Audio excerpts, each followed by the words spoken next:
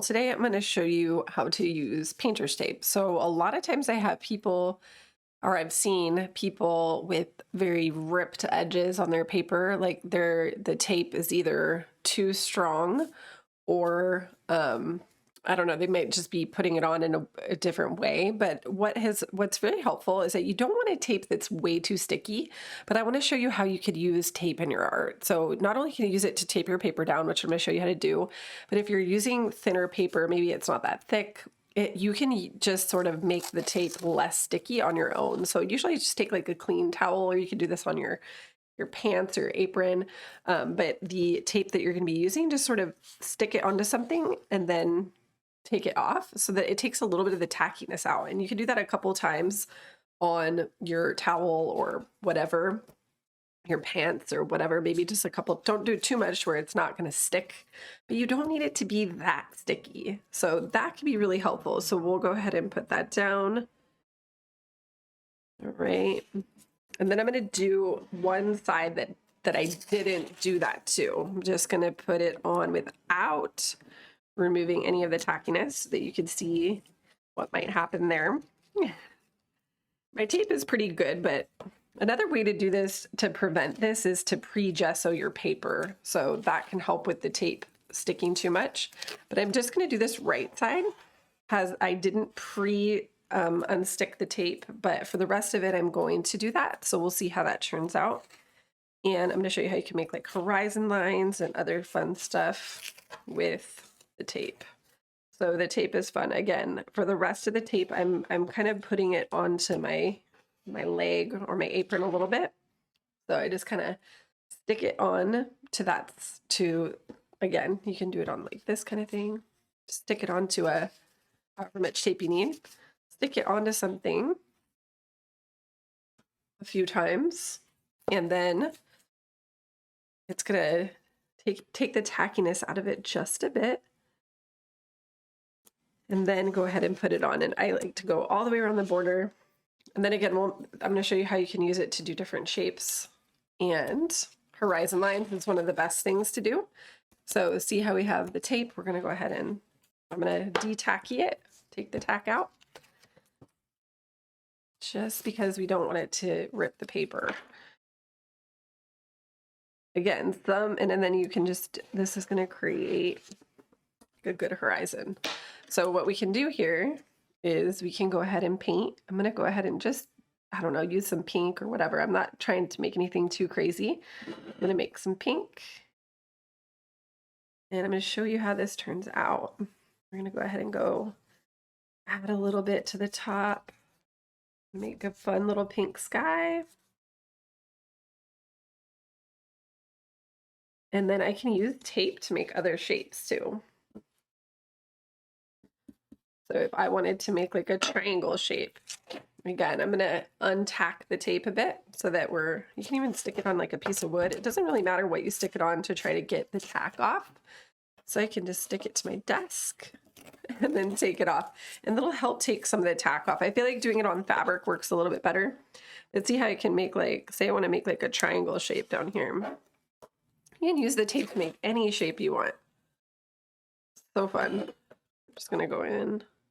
Another little thing. Then again, I'm just going to really quickly finish up this painting up here. I'm doing this like so haphazardly because I just want to show you how the tape works. I don't want to do anything too crazy. And I'm just using regular watercolor paper. I haven't done anything to it to prep it. It's like really cheap watercolor paper. It's not necessarily ideal for acrylic painting. And then we're going to go ahead and add a triangle with blue. Let's do like a blue triangle underneath, or turquoise. Let's do some turquoise. I like turquoise. So it's like blue and white and yellow. And again, mix a little bit of water in if it's like not sliding on so well. And this is going to be this part.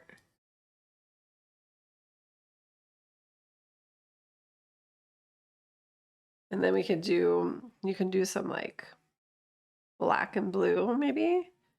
I'm just adding some black and blue together. Not even cleaning the brush because I'm just making this doing this on the fly. And we're gonna fill in these little triangles down here. And we're just playing with the tape and what the tape can do as far as like how you can create fun little whimsical ideas. And then I'll take some of that black and blue up here.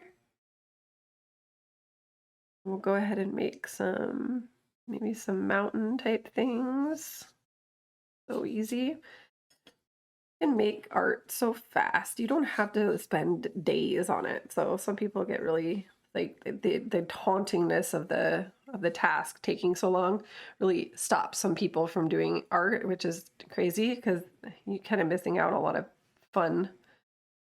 It doesn't have to be that way. And then maybe we have some trees here.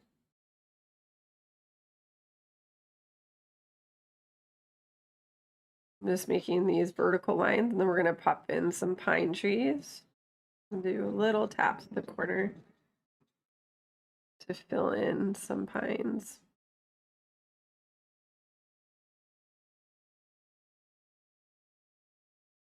And then we'll see how the right side turns out. Remember, I didn't de-tackify that. But notice how we can make a horizon line, we can make like a triangle shape, and then you can just sort of color it in. So I think this takes a lot of stress away from people who are my perfectionisty type people who feel like, well, what if I can't even make a stick figure, or I can't even make a straight line? And then the whole thing just gets away from you and you feel like you can't do it. But there's so many tools you could use that can, you don't even have to worry about it. Like you don't have to worry about being able to do any of those things because painting, and this is one of the things I love about Bob Ross, is not drawing. It's totally different. And there's so many different techniques that you could use that really rule out needing to do any of that other stuff. So if I add a bunch more blue here, I'm going to go ahead and add some reflections, just some little wiggles under the pine trees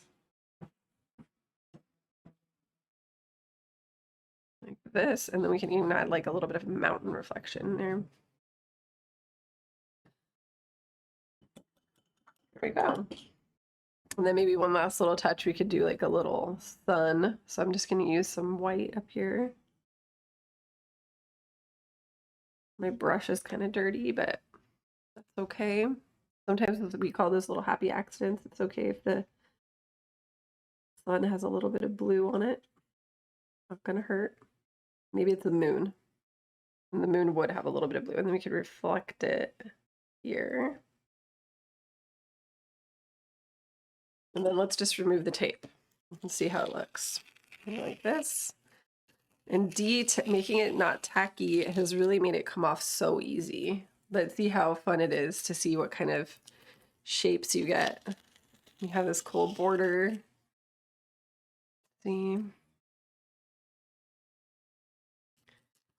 Got a little stuck on the other piece of tape there.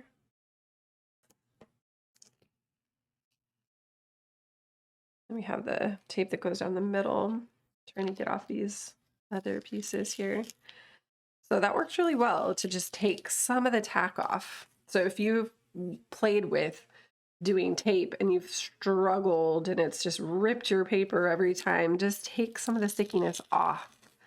And then again, you could use it for things like borders, geometric shapes, just any straight lines that you don't want to. Oh, see, this one I didn't de-tack and it ripped the paper just a little bit. So it's not that bad, but it's definitely didn't rip at all. Oh, see, oh, there it goes. Oh, there's the, see, this is what happens when you don't de-tack it. So the rest of it turned out pretty good. With this, though, it totally ripped, but that's what we wanted to see. We wanted to see the results of it working. But see how cool this is? Just like a fun, like weird, maybe like a little bit of an 80s vibe thing that you could do.